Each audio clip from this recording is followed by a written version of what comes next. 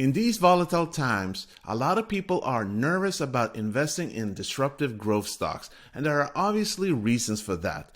But what if you can invest in a company where there is 100% guaranteed money back if it doesn't work out for the company? And that opportunity is Benson Hill and the SPAC STPC, and that is what we're going to talk about here on the PlantStock channel today. If you're new to the channel, welcome. If you're not, then welcome back. As always, I would truly appreciate an early thumbs up to help spread the video to more people. As you know, that's what YouTube is all about. And if you want to get more information regarding other plant-based stocks out there, like Beyond Meat, TTCF, the very good food company in Oatly, to name a few, make sure to subscribe and don't forget that magical bell button.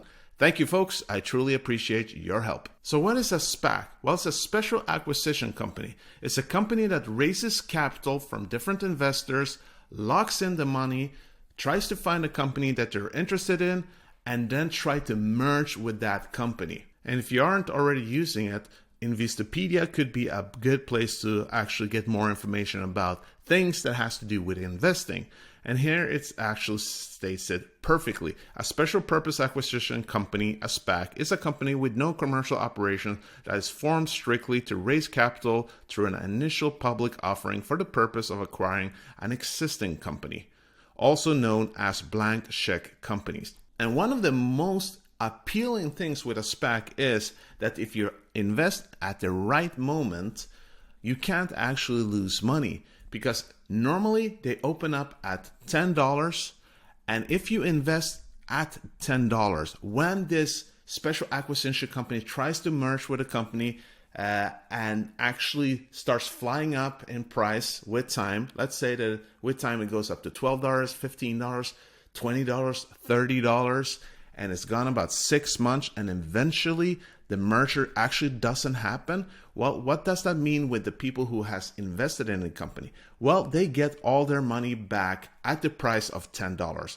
where they're normally open up, right? The risk, though, is that if you invested in the SPAC when, let's say, it was about $20 and the merger doesn't happen, that means that you lose the difference between 20 to 10 bucks. So if you invested $100,000, let's say at 20 bucks, and it actually doesn't happen, then you only get 50% back.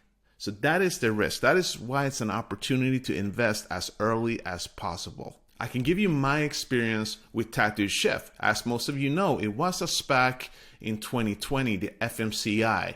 And I went in there around August, September. I invested when it was around 17, 18 bucks. Quite a high amount. I think it was maybe around $10,000 or $11,000. And it flew up quite quickly, as many of you remember, up to like $28. And I was like, me and my girlfriend, we were like, whoa, so much money quickly. We're so happy about it. And then, as with a lot of SPACs, there's a lot of volatility, especially a SPAC that's really popular, like Tattoo Chef FMCI was. It flew down quite quickly again, and eventually actually went under what I initially put in. I think it went down to 14 or 15 bucks. And then there was a lot of talk about that it might not happen, the merger might not happen, which would mean that I would lose what I put in around 17 to 18 bucks. And if the merger wouldn't happen, I would only get back about half of the money that I invested, which was scary times. But I really believed in this merger. I really believed in the company. So I let faith really lead me through it. But I remember at some points there, I was really sweaty. I was sitting with the phone like, should I sell? Should I sell? And I was like, no, diamond hands, right? Those diamond hands, keep it. You know, I really believe in this. And it eventually worked out. But one should be careful. But another advantage with investing in SPACs is that it is more fair in many ways than a traditional IPO. And what do I mean by that? Well, we have a recent example with Oatly, right? I covered that in several videos. If you haven't seen one of my first videos, take a look up here. And what happened at this Oatly IPO? Well, as you know, and I warned a lot of you before investing in it, it is that it stated that it was going to open up at $17, but actually, when you, the normal person, and me wanted to invest it like just a few seconds after it opened up, or a few minutes after, it was at $22, right? And the reason for that is that the $17 was actually for the pre-IPO, which is when the richer people, when institutions, people with a lot of money could go in and invest before it actually opened up for the ordinary public, which creates a huge disadvantage for the retail investor, right? That's why rich people just gets more and more rich, because they have these kinds of opportunities and it's actually legal, right? So that meant that when the rich people, the institutions actually invested at $17, when it opened up, it was at $22, basically giving them like 25 to 30% return just like that if they sold it. And when we invested in it, it was $22. And it actually went down quite quickly. It's been a volatile ride as of yet, but that's basically the case. And this is usually the case with a lot of popular companies out there. But with a SPAC, you actually have the opportunity to level that playing field. So if you go in early when it is around $10, you do get to follow that process all the way, right? Which is a wonderful thing. So if you were an early tattoo chef investor and you went in with the FMCI SPAC, you invested at $10 and today it's around $22. Well, that's a pretty good gain in what's about almost a year soon that SPAC actually opened up. So, and that's the opportunity you have with this company, the Benson Hill. So first of all, what is the Benson Hill? I'll just let this video explain it for you. Food is fundamental. More than that, it's just fun. It brings joy and sometimes comfort. So how did we get to a place where our food system isn't nourishing us or our planet? We spend more on treatment for diet-related illnesses than we do on food itself. Meanwhile, few industries use as much water and energy or have as much impact on us or those we love. Until now, breeding plants for specific characteristics has been slow, imprecise, and costly. Focus has been on a handful of row crops, increasing yield to maximize commodity grain, with the goal of delivering calories at scale. Efficiency matters, but it came at a price. Yield went up, nutrient density and taste declined. Our system became about quantity, not quality. This forced food processors and manufacturers to increase processing and add additives and masking agents to compensate for attributes plants actually once had. We all want better.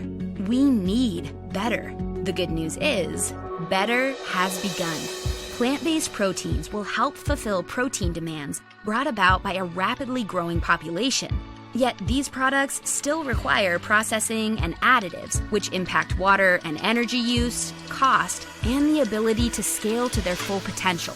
We're changing that.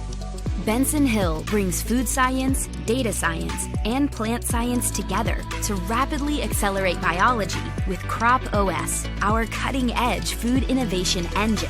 Crop OS, coupled with advanced breeding techniques like predictive breeding and gene editing, lets us unlock the natural genetic diversity of plants to restore or strengthen attributes.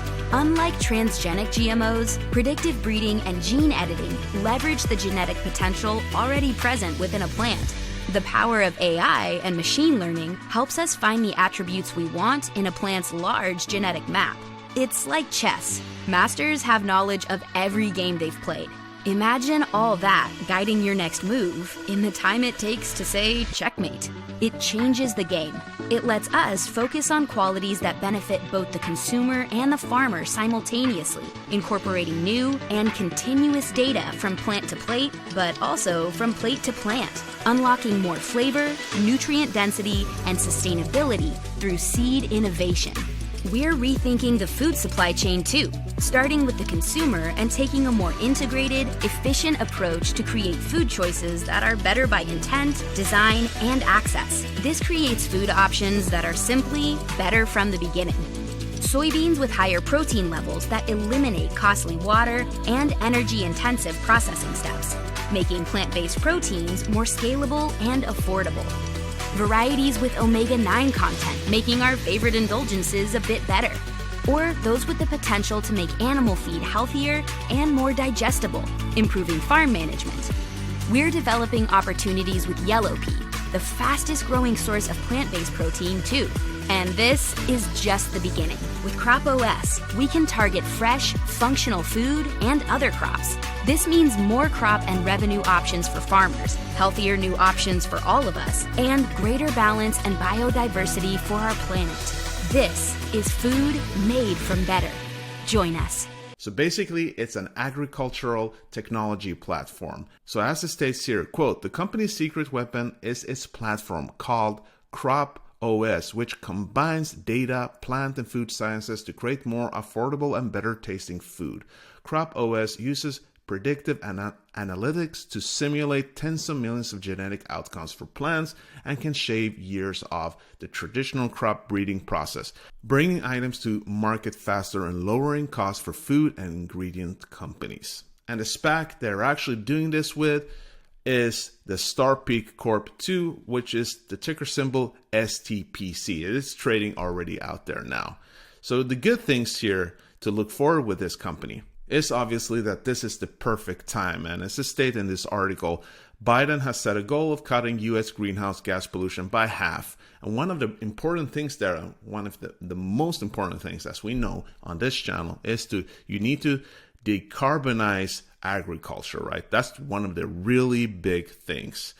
So this company, Benson Hill, which is going to go together with STPC, it's going to be a deal that values the company already at $1.35 billion when it's actually merged. It's not that, it's about $500 million now, but it might take a couple of more months before that's done, right?